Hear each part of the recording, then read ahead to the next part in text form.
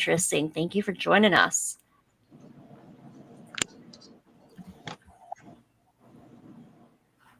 Hello, everybody. We are just finalizing a few of our going live platforms, and we will get this started.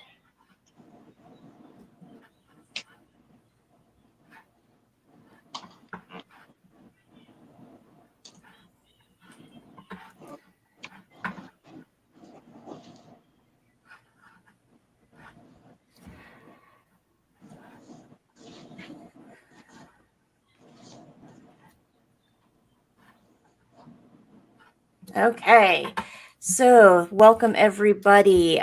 We are having some issues with our LinkedIn, so I'm going to go ahead and ask our friend, one of our producers, Jonathan, to please add the YouTube streaming link to our LinkedIn so that we can get everybody from there over to here and get things started. So, welcome everybody. This is the very first live stream show of Reduce the Stigma. And Reduce the Stigma is brought to all of you by Straight Up Care, the comprehensive telehealth platform for peer support services. No matter what you're going through, there's a peer specialist ready to support you. Visit Straight Up Care, where recovery is powered by lived experience. And today's episode is in particular sponsored by Syndicate 12. Syndicate 12 is an online recovery community and social media platform designed exclusively for those with mental health or substance use lived experience. With live chat rooms, contests, posts, and more, you earn points for taking care of your recovery and then can redeem them for great rewards. We're all headed over to Syndicate 12 because together, recovery is possible. I'm your host, Whitney Minarchek, and with me today, I have such a great group. And I'm going to let them introduce themselves here in a moment. Before we do that, though, we just launched this segment. We already have two. We have Recovery Conversations and Meet the Peer. And today we are starting our new segment. We ran a contest and we had some great suggestions. And I'm excited to share that the new segment, this segment, will be called Reduce the Stigma Unfiltered, because we're going to have those tough conversations that go deep into the things that most people are too nervous or maybe it's kind of taboo to talk about. But we want to reduce the stigma around everything. And that's what we're doing here at Reduce the Stigma. So I'm going to first ask Dr. Mo, can you introduce yourself and tell us, why are we talking about mindset if we're a podcast that is going to explore taboo topics? Yeah, absolutely. So I'm Dr. Bo. I'm the CEO of Straight Up Care, and I'm super happy to be here on Unfiltered.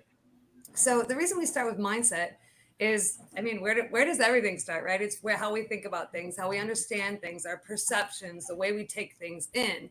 And so I think if we don't start talking about mindset, the way we think about things, our biases, and how things really look through our lens, then we're not doing ourselves justice for the hard conversations that we're having coming forward. So we thought if we started with mindset and being able to understand and intake and know that we can learn and unlearn things, then we'd be doing ourselves a disservice. So here we are on Unfiltered talking about mindset first. Thank you so much, Dr. Mo. And with us today, we have two incredible peer specialists that really are setting incredible examples of how to implement a healthy mindset and use that mindset to overcome challenges and be successful in your life. So I'm going to go ahead and ask Angel, please introduce yourself. Hi, I'm Angel. I'm a North Carolina peer support, and I've been working with a Straight Up Care, I think, since the beginning. So I'm really excited to be here, and hopefully we can all grow together. Wonderful. Thank you. And Roger. Hi, my name is Roger Kruger. I'm another one, a certified peer support specialist here with Straight Up Care, and I'm just glad to be here. Glad to be here. We're glad to have you both, and we're hopefully going to learn more about you as we go through. And everyone in the audience, please feel free to submit your questions because we're here to talk about what you want to talk about. And so to get things started, because we are talking about mindset, I'm going to go ahead and ask you, Angel, mindset's a bit of a buzzword lately. In your words, what is mindset?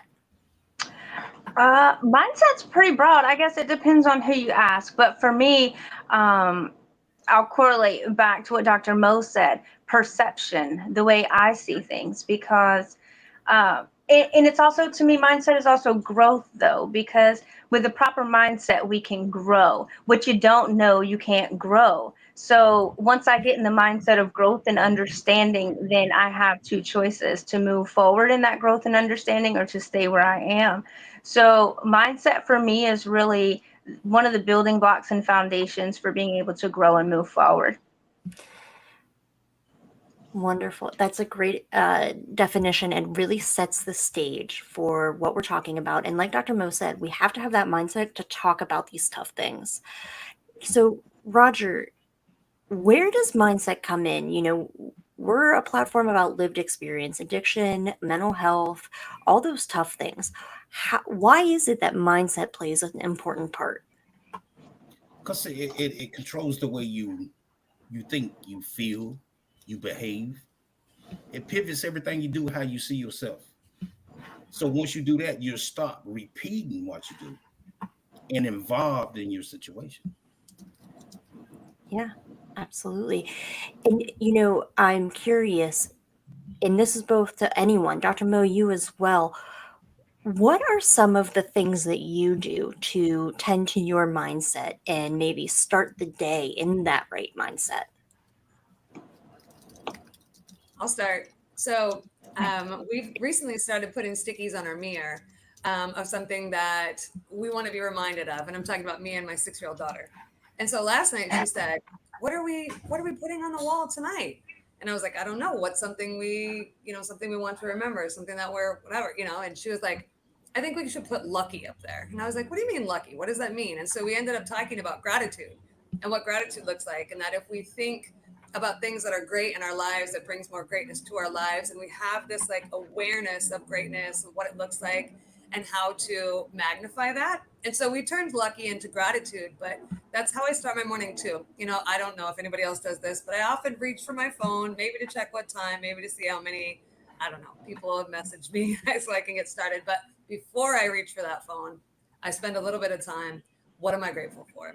Because if that can be the first few thoughts that I have in the morning, then I can radiate that throughout the day. And so when I think about mindset and how I kind of strategically place things in my path, that's one of the things that I do.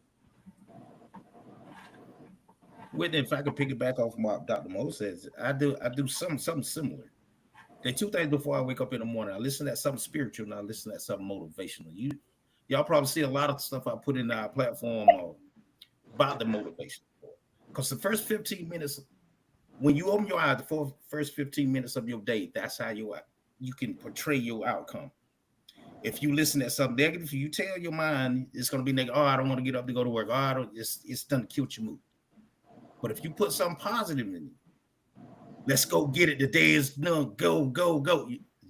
Your day will it will heighten that much. Absolutely. Nice. How I about you, think Angel? that for me, the first thing I do, honestly, when my feet touch the floor, is I start my workout video. Now, it doesn't sound like a good mindset motivation, but the program that I follow, one of the things that she says all the time is it's you against you. So as soon as my feet hit the floor, I'm making the decision whether I'm going to be productive in this activity, because getting my body moving and taking that quality time to myself every morning is very important. But not only that, it gives me the time to think about what post I'm going to put on social media today for my peer support, Rise and Thrive. And then when I get outside, after I do my sweating, thanks to Roger, I then listen to a motivational video for my entire walk. Okay. And by the time I get back in the house, I'm prepared to feed the kids and start the day and make sure that I'm being filled up enough in myself to be able to fill up other people, because I lived in a survival mode for so long. Even after I got clean and I got sober, it was just survival. And I told somebody one time, they said, "Well, why don't you tell your story?" And I said, for many years, I was just trying to rebuild my life. And I didn't want to have to recommit to all the stuff that I had done to new people. I didn't want to do that. So it took me a long time to get ready and prepared to be able to give of myself in all of what I had done to other people in a positive way. So listening to those things that Roger listens to every morning and telling myself that I'm here against myself every day reminds me now and gets me in the mindset of wanting to help somebody else. Whereas I used to just want to help myself to survive. I love that. That means you're thriving. I'm trying. I love it. So, Angel, one thing that you said that I want to kind of jump back to, when you first started talking about like mindset and how to shift your mindset and having that growth mindset, I was reminded of Adam Grant's book called Think Again, and I use this in a lot of my classes, and we talk about what does it look like to relearn things, right? So, Amory was somebody who was on Whitney interviewed, and a super awesome dude, and he was talking about how he had to relearn what it looked like to go out and do things in public sober, right? He didn't have to learn how to eat again, but he had to learn how to go out and do things again sober, right? And that's a whole process that we don't think about. And ever since I watched and listened to Whitney and Amory talk about this, I've been using this explanation often to help people understand a little bit more about what addiction and recovery, the part of recovery that it looks like, right? Like we are able to do these things, but it looked different, right? Anytime we make a large change, we know how to do some of the things, but we really have to shift our mindset around it. And then what does it look like when we get new information? So if I give you a new research article that totally, or maybe I give you three, let's say three research articles that proven a new point, right? And your old mindset says, okay, but this thing is what I've been told and this is what I know. Okay, but now we have new information, so we have to make new memories. We have to start using that new information moving forward. And I think sometimes people get really stuck in that, but this is what I already know and this feels comfortable for me, right? And I get it. As humans, we don't, honestly, like our brains are these wonderful machines, but they don't actually want to think, right? They just kind of want to go and get the things done. And so we have to really push ourselves when it's time to think, when it's time to use new words. So I was talking about like even today in class, we were talking about the shift in vocabulary with trans people.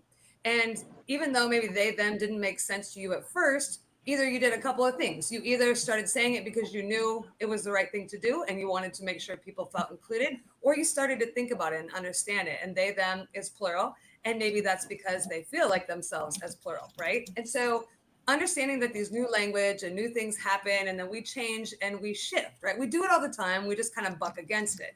But I think when we talk about mindset, we can't be so stuck in it. Like you were saying, Angel, we have to be able to have this growth. We can have our lens and that's fabulous and amazing. But then how can we open up that lens to be able to shift when needed, to pivot where we see it's time to pivot, and to be respectful of other people, if we're talking about the other scenarios that I brought up. So that was kind of some of my takeaways from you as I heard you talk. Yeah. Growth mindset and what you talk about learning to adhere to new material is, we're wired for confirmation bias. So if I've heard it enough and I've experienced it enough, even if I can't explain why, I'm seeking confirmation bias for what I already know because that makes me feel comfortable. So part of growth mindset and mindset in general is being able to step outside of your level of comfort. And it's scary, which is why we don't do it. I mean, if somebody told you stick your hand in that water, there's an alligator in there, are you going to do it? Well, probably not. But if somebody says, okay, that alligator has a muzzle on it, and I promise you they cannot break it, go stick your hand in that water because something good is in there, are you going to do it then? So we have to get past what we've known and what's been filled into us, even if it's good stuff, because there might be even more good stuff on the other side of that. I struggle with confirmation bias a lot, especially with things in the mental health field and new endeavors that I'll be coming to in the fall. And I'm like, I don't want that. I don't like that. That doesn't feel comfortable. I don't want to go there. I don't want to do that internship. I just don't feel good about this.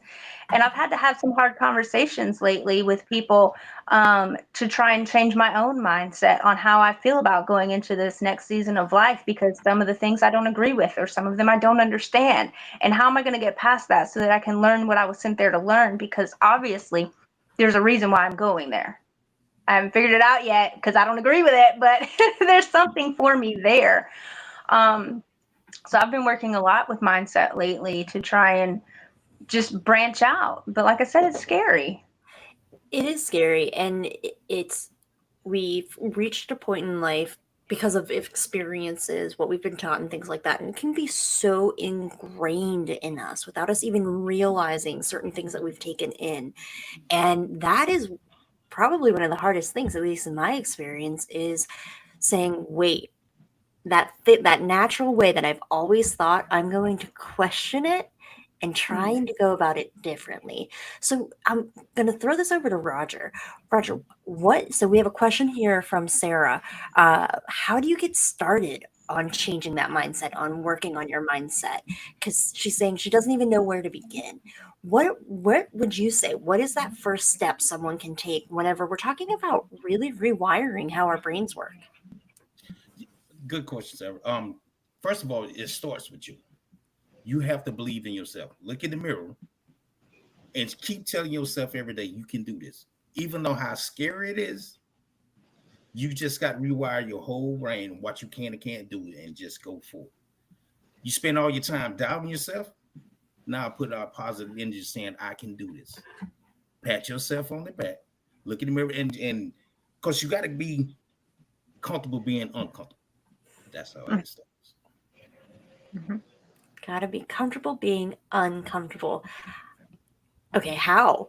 And because that's one of the questions I had, because thinking about like mental health and addiction, or even involvement in the criminal justice system, there's this belief of, if people just want it bad enough, and it makes it sound like, oh, mindset is a quick flip of the switch, you are doing something wrong, or you aren't caring enough.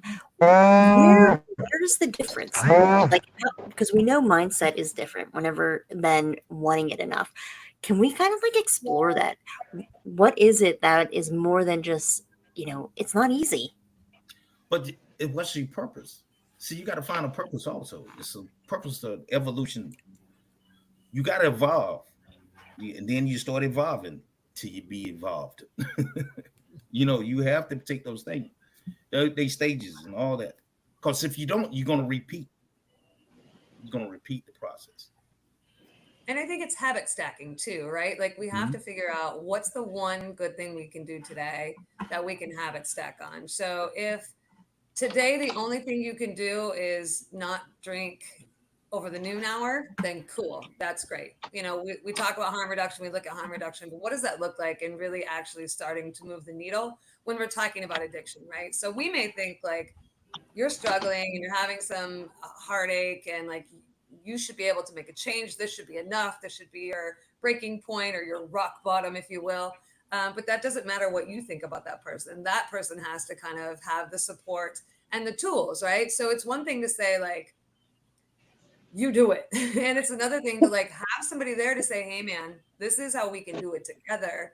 Or maybe try this, or like have some of that like outpouring. So that's a hard one to answer when addiction, when there's substances that come into play. But if it's just you and mindset about making a change, and maybe you don't have substances involved, like then it really is you kind of like figuring out where your bootstrap is, and maybe it's not a bootstrap, maybe it's a swimsuit, maybe it's whatever, right? And just putting it on one piece at a time, and being able to just make that next step. So maybe today you just put you want to start surfing, which I do. Why am I not surfing? And so today I just put my swimsuit on and I get out the door, right? And then tomorrow I put my swimsuit on, I get out the door, I get to the beach, and then so on and so forth, right? It's just making those little itty bitty steps. And then maybe one day I'm actually out there surfing and I make a video from out there, right? Like whatever that looks like. But it really is just kind of like, what do those habits look like? How can I make something small? I think people think, and honestly, people ask me this all the time. You look busy, which I feel like I'm happy busy. So that's cool. But like, how do you do these things that you do? Well, I just try and do at least a little bit a day, right? Because the minute I go, whew, I do not want to tackle that next grant, Whitney. Right? The minute I do that, and then I put the grant in a pile, and then I go, yeah, I don't want to look at that yet. And then 5, 10, 12 days have passed, and I'm like, oh my God, I have 12 days worth of work to do on that grant. But if every day I say, hey, Whitney, my stuff's updated. Hey, Whitney, this. Hey, Whitney, that, right? Every day I say, I only did a little bit today, but I did something, right? Then I know that I'm making progress. And then by the end of the year, I'm like, hey, we got everything done and we got the grant. This is amazing, right? So just little itty bitty steps lead to huge things.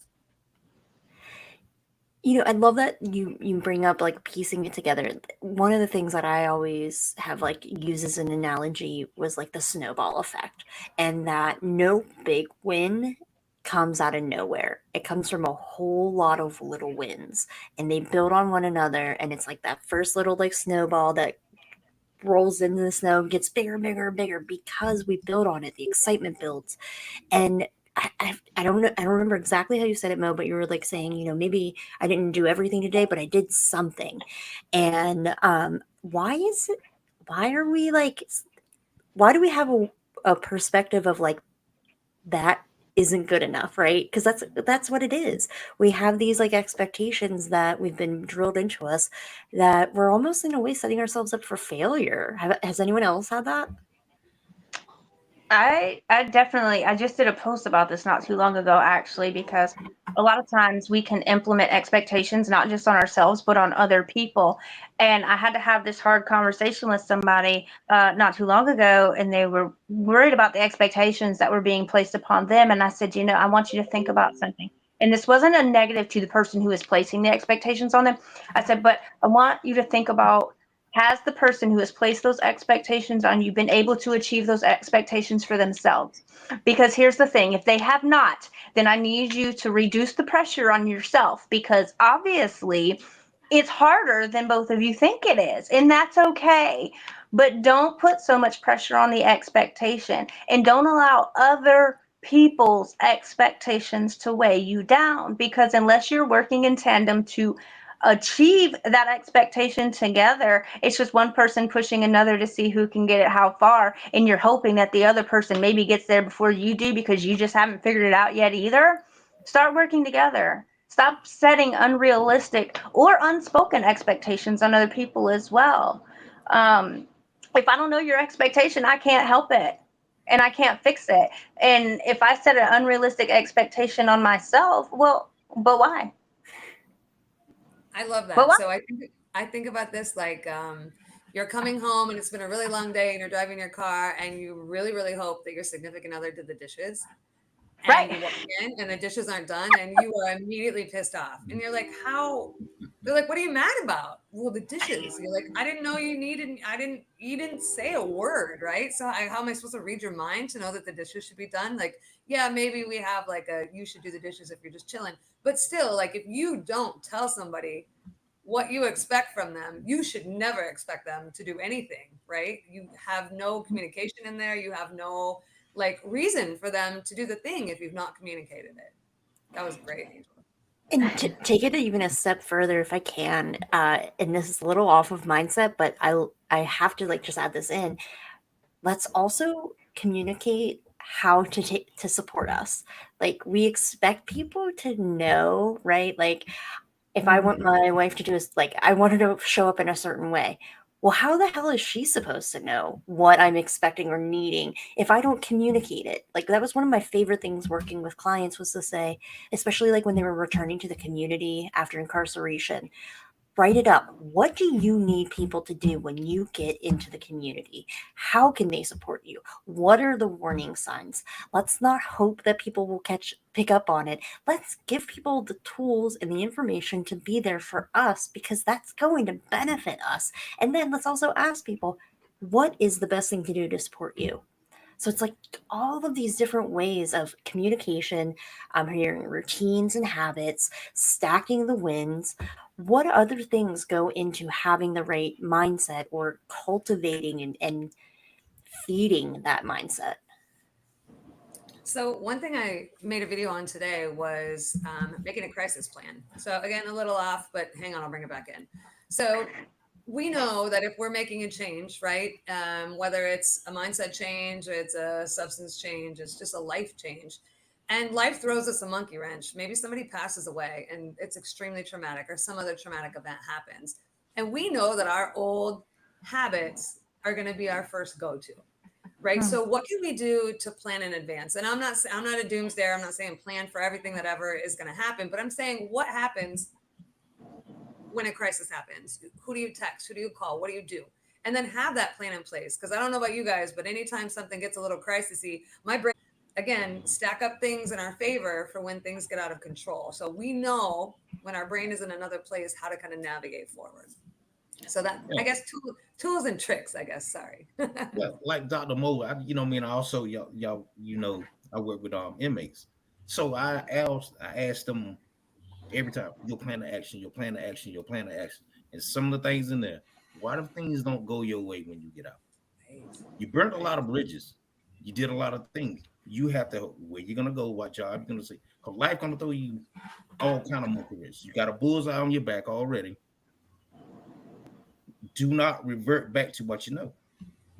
While you in there, take time to put a plan of action together, and you should be. I'm not gonna say fine, but it'll go smoother. Absolutely. I love that. So That another plan thing, of action is a change mindset, right? Mhm. absolutely. It And really it's is. there, right? Like I always think preparing for things in advance before they happen is so powerful, right? We talk about journaling, we talk about goal setting, all these different ways to say, I want to see it, right? You want to start working towards your dream house. What does your dream house look like? How are you going to work towards it if you don't know what it looks like? If you've never drawn it or even visualized it, how are you going to get it? You're not. You're not going to get it. You get it. That's right. So I think one thing that I'd like to talk about quickly on mindset is biases. So if you've taken the straight up care training, or honestly, if you've been a student of mine anywhere, you know that you're going to do a biases project with me. And this is difficult. These are difficult to read. It's difficult to think about. It's difficult to walk through. And some students can only go real low level, right? They'll talk about confirmation bias, and that's okay, right? As long as we know what role it plays in our life. And as I talk about this, I don't want you to think that you're bad if you start to think about your biases. Because one thing biases do is they're there to keep us safe, right? Our biases have been garnered by us navigating life. So when we navigate life, whether it's something we were told as a child and it's kind of a core memory for us, or it's things that have happened to us that make us, stay in this path to walk safely. So one thing I think about, and I tell this story all the time, is that if I see a large group of Native American women, I get a little uneasy, not because I'm a racist, but because I got jumped when I was a kid. And so my body and my brain tell me, be careful. This has already happened to you once. And then as soon as I go, you're safe, like then that's gone, right? Am I a bad person? Am I racist? Absolutely not. But this is something that happened to me. So oftentimes when I talk about biases, people get bent out of shape because they're like, I don't want to be this or I don't want to be that. And you don't have to be anything. But what you have to be is aware. So when we talk about mindset, we really want to keep in mind awareness is really what keeps it key. But if you've never thought about what your biases are, if you've never sat down and looked at them, I really challenge you to do that. What are your biases? Where did they come from? That's the biggest one, right? Like thoughts can come into your head and you're not a bad person. It's if you act on those or you speak on those, then I might say the opposite, right? And where did they come from? Did they come from you? Did they come from your parents? Did it come from something that happened to you, a traumatic event? And if it did, how does that impact other people around you? So if you're navigating life and you've never thought about what your biases are or what role trauma had played or something, that acted on you, a lot of times I work with younger students. And so they're like, oh, my parents told me that. And I don't actually believe that anymore. I'm like, cool. Now you get to change it, right? Like now you got the chance to redo that. But it really is this awareness. So when those thoughts come in, or if those thoughts come in, where do they come from? And how do you not act on them? You don't have to even change the thought because we can't control all the thoughts that come into our brain. And we're not bad people if we have weird thoughts, right? You're not a weirdo. You're not bad. You're not anything. But it's just what we do with those thoughts that makes the change, right? Yes. Sorry, I didn't mean to clincher that statement, but I just think that Yes. bias is so important. And if you guys have anything to add about biases or how to navigate them or like what that looks like, I feel like it's a big part of mindset, right? Like what has happened to us, where we've been through, really plays a huge role in how we interact and navigate with other people in the real world. Very much so. When I discussed earlier about having apprehensions about these potential internships, it is because of biases. It really is. It's things that I grew up hearing. Even though this is a field that I already work in, I still have certain biases. And oddly enough, one of the ones that I had in regard to an internship, my dad was the one who influenced my bias in my problem, right? The thing that I thought was problematic.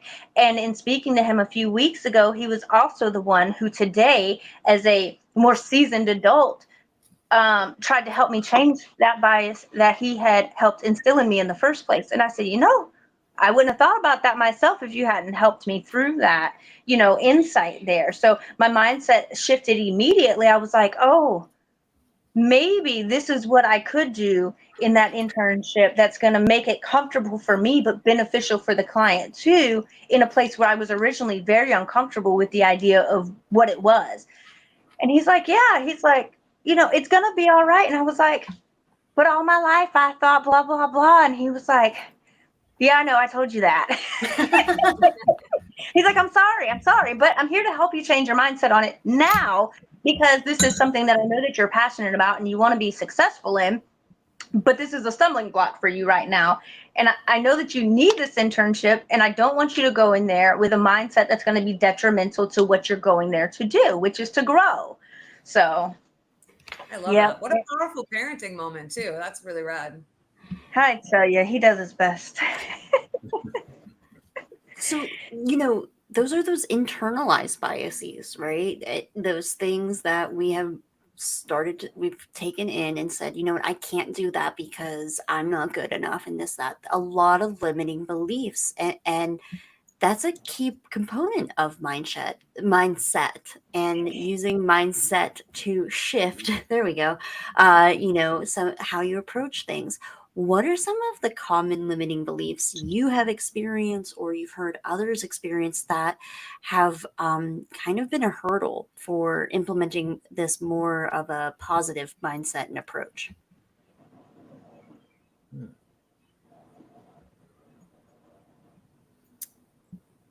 Can I not answer your question and move on to something real quick? Yes. Okay, I'll bring it back though. So I think when I hear positive mindset, I want people to know that there is such a thing as a bad positive mindset too. When we push positivity on people, there's a word I'm looking for that's not bad, but toxic. There we go, toxic positivity. Mhm. So I did this to my kid on accident, to be really honest with you. I was just like, yeah, but see the bright side, and yeah, but blah blah blah, because I am sunshine and rainbows, and that I've taught myself to be that. I was pessimistic a bit like my young son. Anyways, he was like, I really don't enjoy your sunshine and rainbows every day of my life, and it just doesn't work for me. And I want you to know that it's impacting me. And I was like, Mhm. okay. And then I did a little Googling because that's what I do. And I was like, oh, I was being like positive toxicity to him by just shoving it into his face. And now I still am not, I mean, I'm not going to change myself for that kid, but I'm also not going to be that thorn in his side either. And so I now listen to what he has to say a little bit longer, a little bit more, allow him to vent and say what he needs to say before I'm like, yeah, but okay, is there a silver lining? It's not like, what about the silver lining? I'm not in his face, but I'm like, can you find a silver lining in this? And if he says no, I leave it at that. Right. So when I hear positive mindset, I just wanted to make sure that we knew that that exists. And I think for as far as limiting beliefs, what I hear the most is I can't do it, or I'm not good enough to do it, is what I think that's like the overarching couple that I hear. But Dr. Mo, when somebody says they're not good enough or I can't, that's when me. What's the word can't? We got to take that out of the equation. Can't shouldn't even be a word. I can't do what you can do. You just ain't set your mind to it. Yeah. What has limited you? What has got you so stalemated that you say you can't do it? If it's education, go get educated. What I mean, if things like that, what I mean, I kind of took that out of my vocabulary because Mm-hmm. I feel like I can do anything. I guess that's the mindset, and I think everybody else think like that. That's a little stipulation of mine.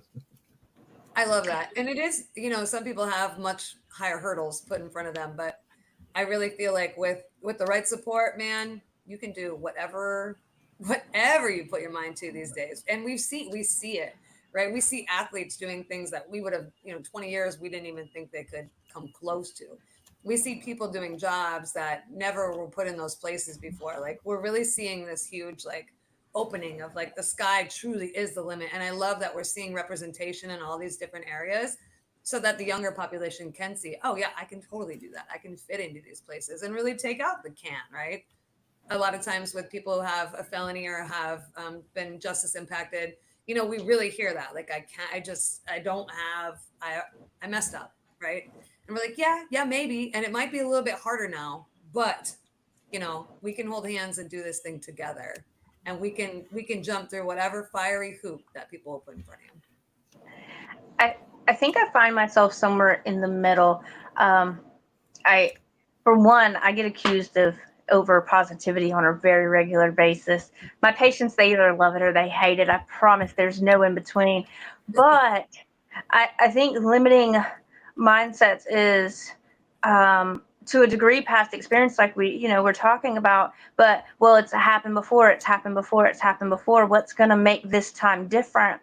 But secondarily, as a parent to a varying ability child whose body is never going to allow them to do all the things that they so desire to do, I find myself being a little reluctant to totally. I don't use the word can't, and I agree with Roger on that the word can't can be very limiting, but I also find myself trying to be of a realistic mindset too. I don't want to be a naysayer, but I don't want to give you 100% you're absolutely capable of that when I know that I'm looking my child in the face and lying to her. Now, what can we do? Because there are alternatives. If we're willing to bend and compromise a little bit, then achieving a said goal may be possible. But I don't want to set somebody up for something that I know is going to be a complete failure if we can work on amending that desire just a little bit to make it achievable. Because my daughter one day, she said, well, Ma, I can't do that, and she was talking about athleticism or something. And I said, well, outside of having Special Olympics, I said, having functional legs is not a requirement to success. I said, the only person that's required to have functional legs for success is an athlete. So I'm not quite sure what it is you think you can't do. Now, obviously, we know you're not going to run track and you're not going to play basketball and you're not going to play soccer. But what else is in your desire pool that your legs aren't required for? Because I promise you, I know plenty of successful people who are wheeling around in wheelchairs who can't even speak that are mighty, mighty successful. So, what are some of those things? I love it. You're a good mama. So that's amazing. I just had to chime in on the word can't. My dad had a saying, the word can't is not in our vocabulary. And that has been a core tenet of my life. And so whenever you said that, Roger, I was like, yeah, I'm with you. And so, as we are talking about this, there's the self talk, the negative self talk, and I'm looking at our chat here in YouTube, and Jessica shares about having self compassion. And that is, we've touched on it a little bit, but what are your thoughts on that compassion? There's the compassion for not setting unrealistic expectations, but also the self compassion to not be perfect. I'd love your thoughts, everyone. I'm okay with being mediocre some days. I'm gonna be honest.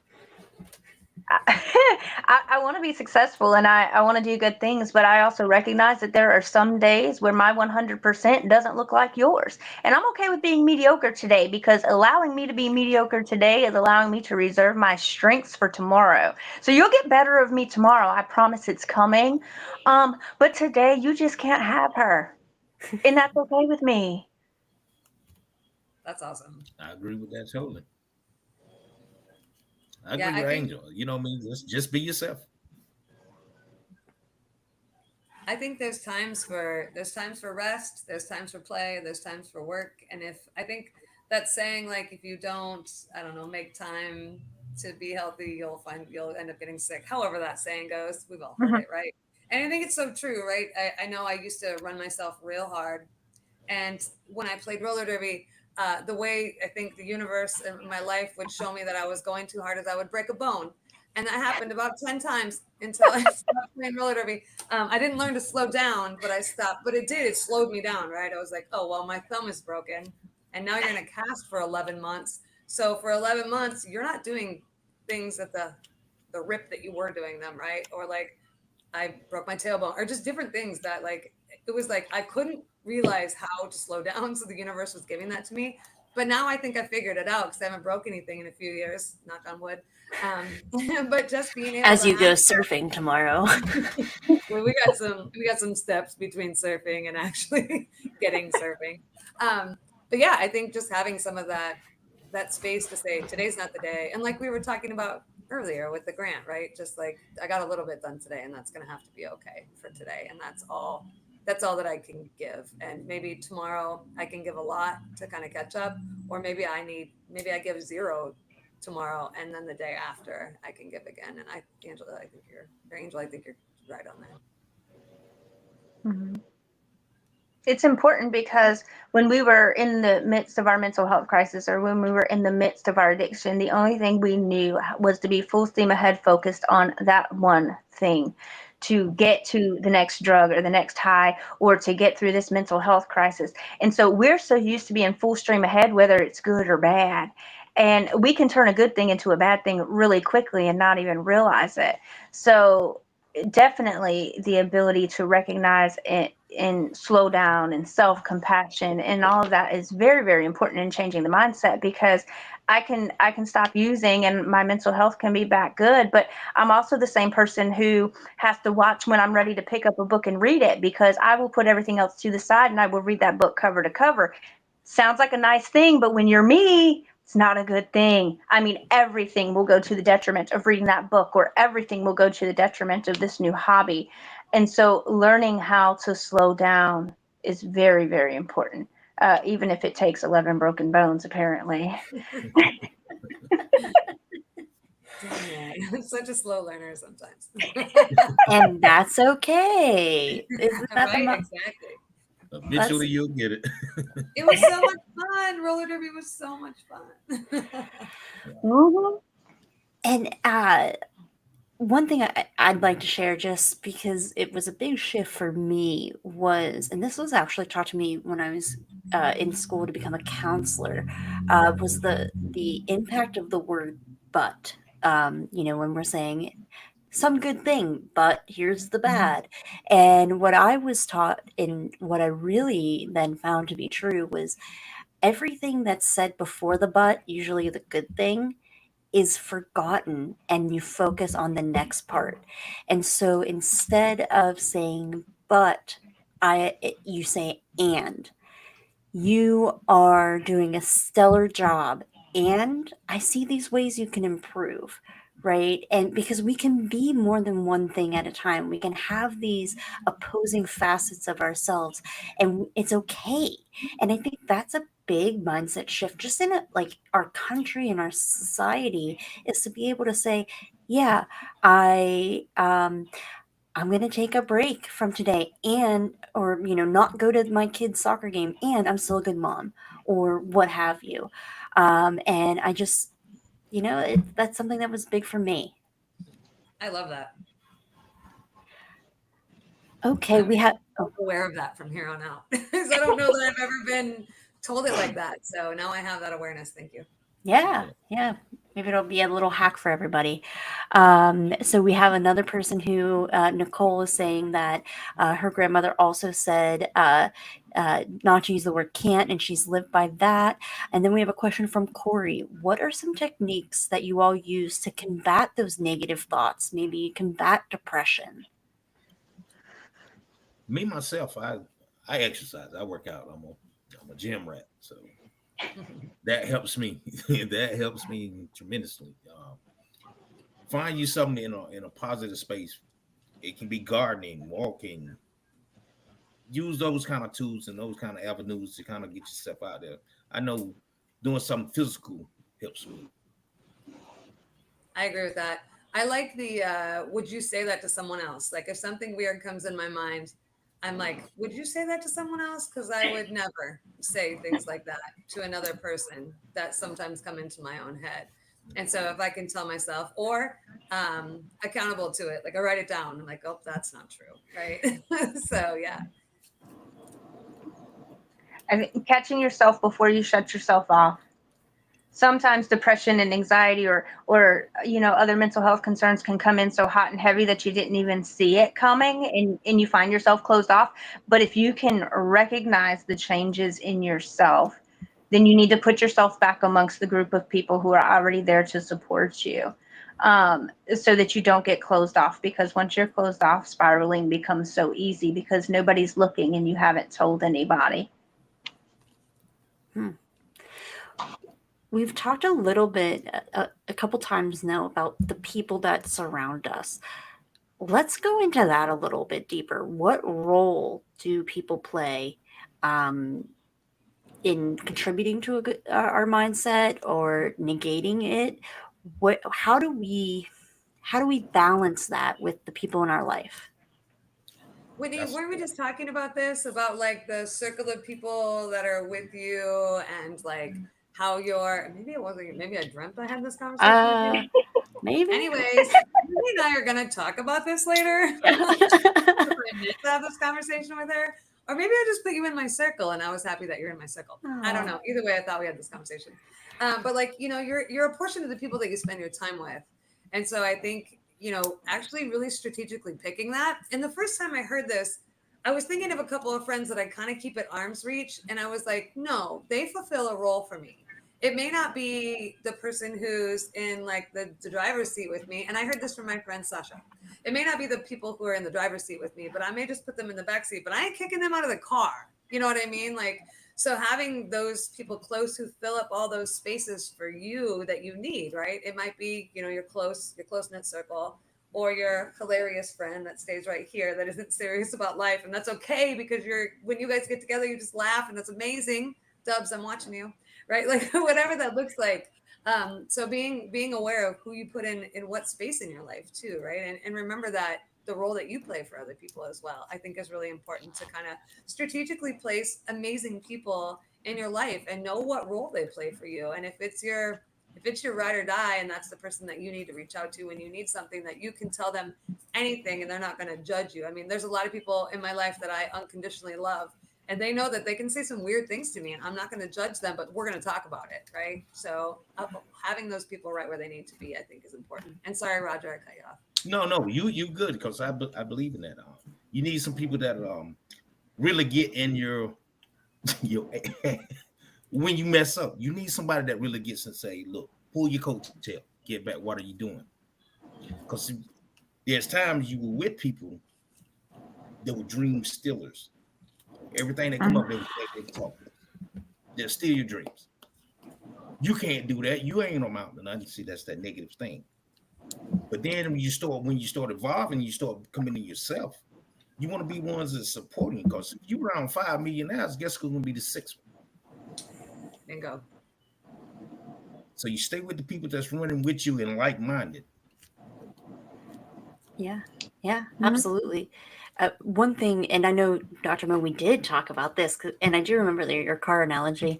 I listened to a podcast like a year ago. I think it was on We Can Do Hard Things with Glennon Doyle, and I don't remember who the guest was, but the message I took away was intentionally investing my time in people. Who do I want to give my energy to?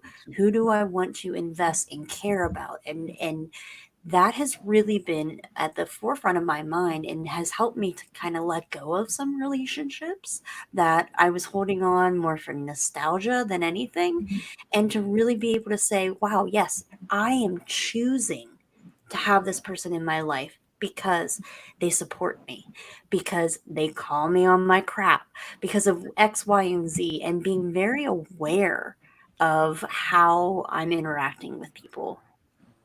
Mm-hmm. Love that. Most definitely.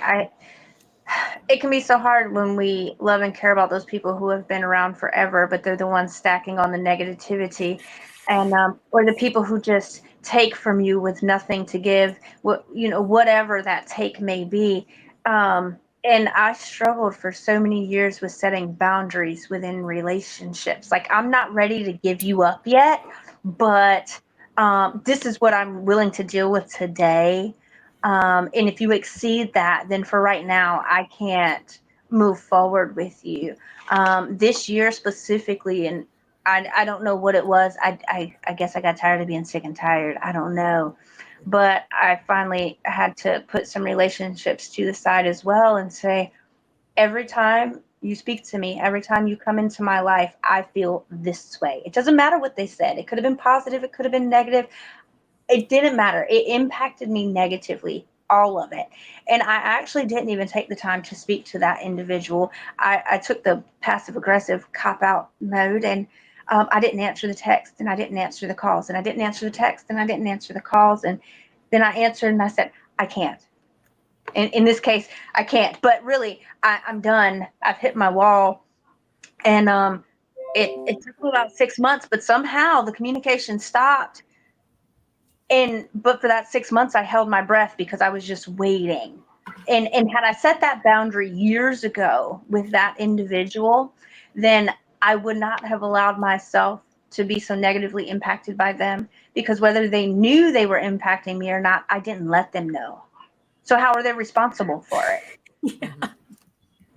Right? Like, they may not realize that that behavior is inappropriate. They may not realize that that level of aggression, or however it is they're coming off to you, is harmful.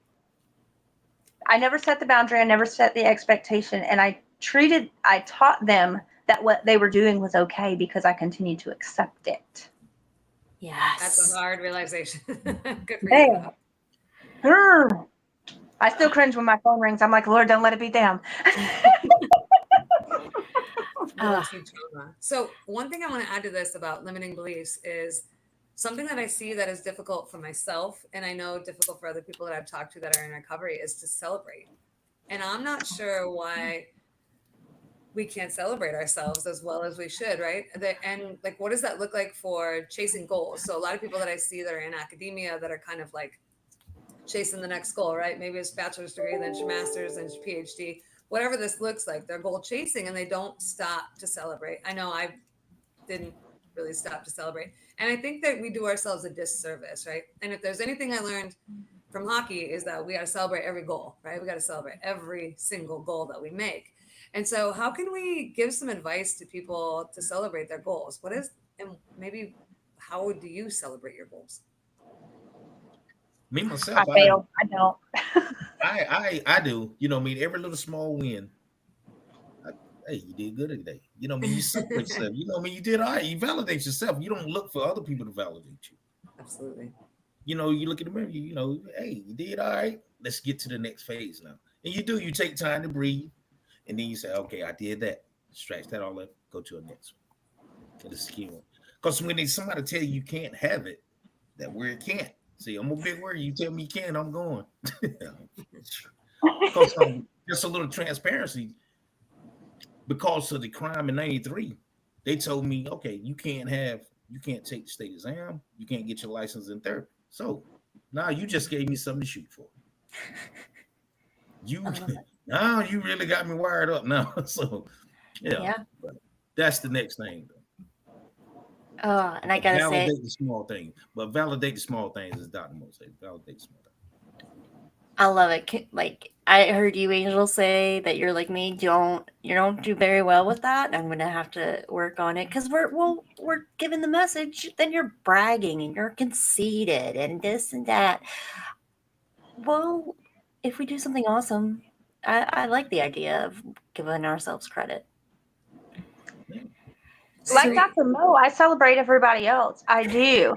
But I feel like my goals just aren't big enough. They're not worthy enough. But not only that, though, let's think about back to the expectation, right?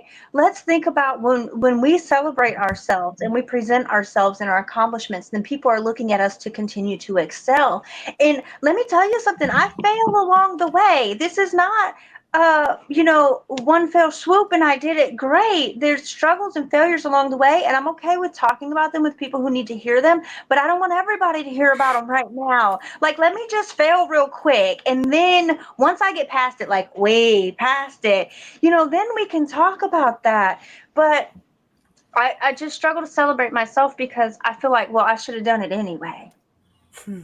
I should have already achieved that goal. So if I talk about it now at 36, then I'm too old to be excited about the fact that I did that because, well, had I had my life together 12 years ago, I would have already done this. And here's where I'm going to pull what Dr. Mo said earlier. Would you say that to someone else? Would you say that to someone who's just achieving their recovery? Heck no, you wouldn't.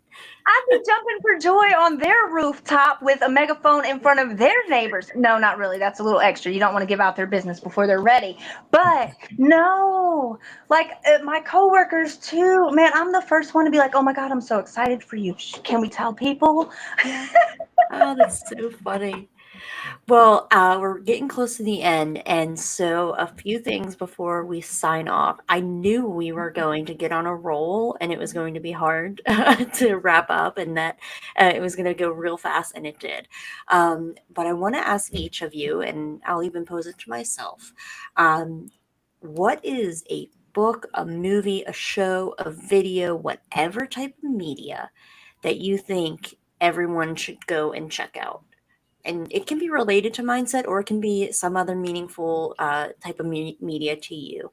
But what would you like to share? And while you're all thinking, I'll go first. I had one, and then during this conversation, I was like, I have a better one.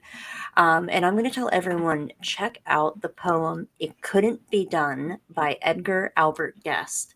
And anyone who resonated with the idea of the word can't, it needs to be thrown out the window, you're going to love this poem. I'm going to kick it over to Dr. Mo. So I have two because I'm extra like that.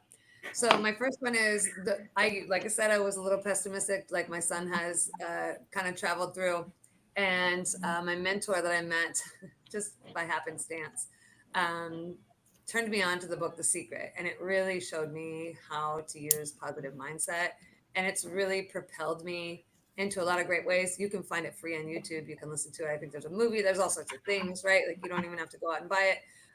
But it is a great book to kind of help you better understand what, positive mindset, how to shift a little bit. And then I already brought up Adam Grant's Think Again, and I would recommend that to anybody all the time.